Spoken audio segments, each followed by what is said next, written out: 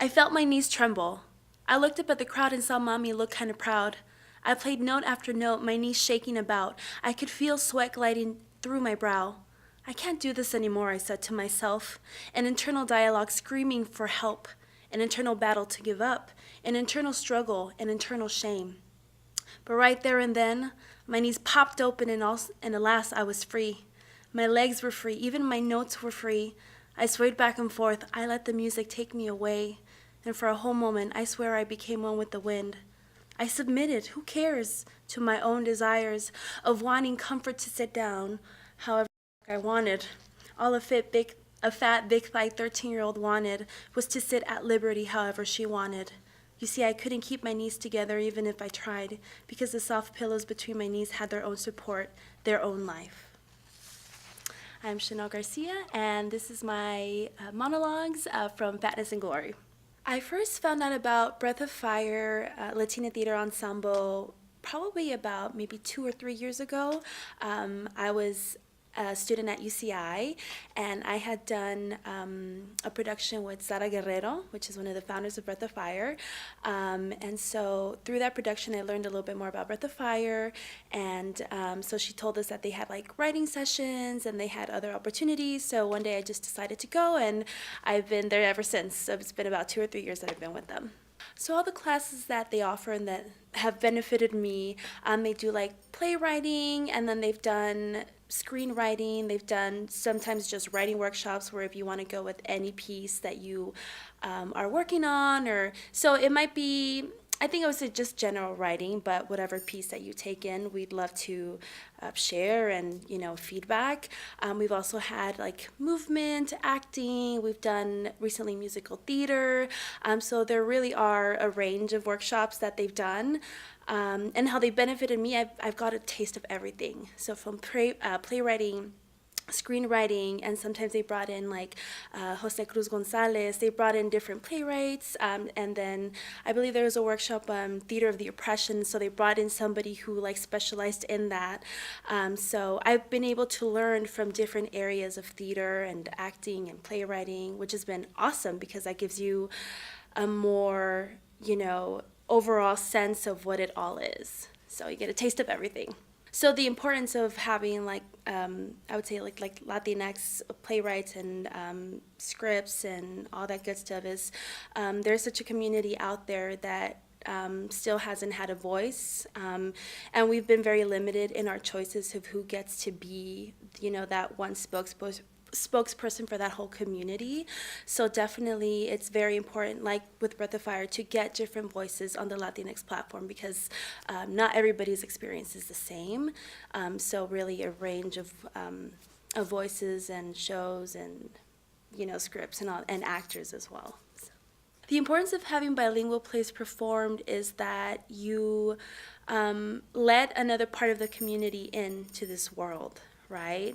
So I think it's and also it makes everything more relatable. And so in essence, when you have because many folks speak English and Spanish or just English, but what about the folks who just speak Spanish, for example, and not just Spanish, but in bilingualism and other communities who have dual languages, but it makes everything come together. The communities come together because there's an understanding. So when you have members in the audience who maybe couldn't understand one part or the other, like it still brings them in together because you got those two communications going on.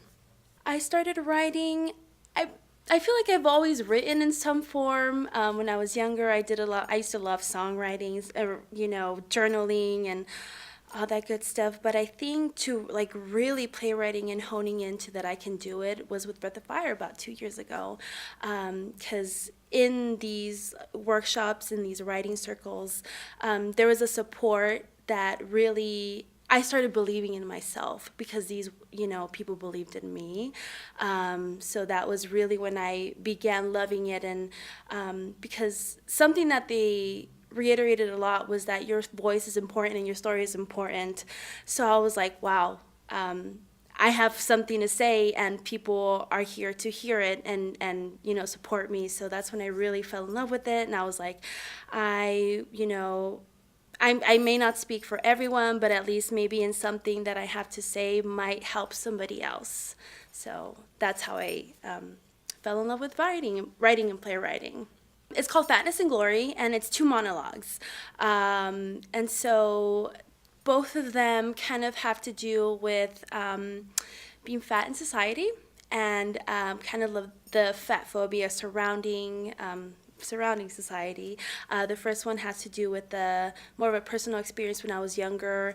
Particularly, I used to be in band, and I would play the flute. So we have to sit down in a particular way. We always have to have like our legs closed and very like, you know, that form.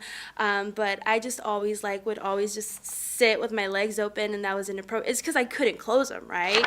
So I wrote about that experience and just kind of like being, you know, a fat girl and trying to like, how do I say, not take up space. So that for me, and then that moment of finally being able to like open myself and take up space was so amazing. And then the second one has to do a little bit more with the fat phobia, and then dealing with kind of the emotional and trauma, you know, and mental health sometimes behind it, and how we deal with that, and kind of just being like, you know what, like it's okay to be yourself and it's okay to take up space. So that's what my 2 monologues are about.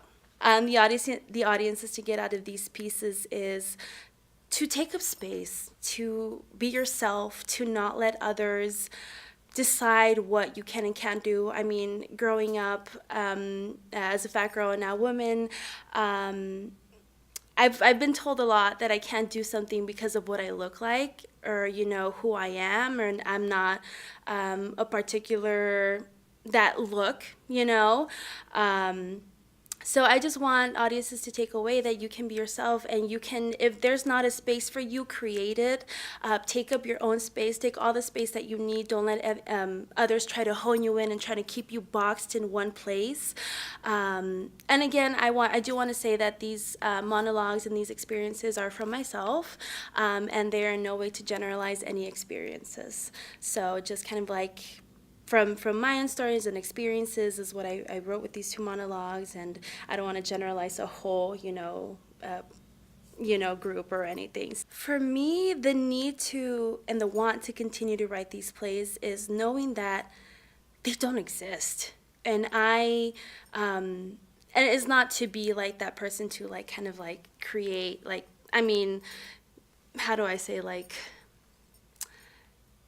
I know there's a lot of people working on this path of like trying to create these stories and, you know, these voices and getting them out there. So my need is to continue writing, is to know that I'm sort of creating a path with other folks, and to let others know in the community that we are there for them, and there are these stories that do exist. Breath of Fire has been a very important section in my life because, like I've mentioned, it's been that one group where I've been able to kind of like put my dreams out there, and they feel like a reality. Like they feel like they can happen, whether it be with writing, with acting. Like you kind of go with them and you ask them, you know, that you want to create a workshop on like, you know, acting or something that you want to work on, and it's a possibility. It's not like a turn away. So they definitely let you make of the group what you want, in essence. Like, what do you want to do? What do you want to learn? How can we help you? So that's been very important to me within these past 2 or 3 years. To everyone who's watching this video, you have to go watch this New Works Festival, because there are just so many stories and plays and monologues that deal with, you know, with a lot of themes that are very important, not only now but have been, and then you're getting, you know, new, you know, Latinx voices, not just Latinx voices, but, you know, different folks from different backgrounds, and we're dealing with a lot of like what's currently going on, and I reiterate what has been going on because this has been a continuum, you know, but I think we're just getting to that peer pressure, and it's gonna be a lot of fun. You're gonna cry, you're gonna laugh, and we're gonna be there with each other. We're gonna go through these stories together, so I would love for you to be there.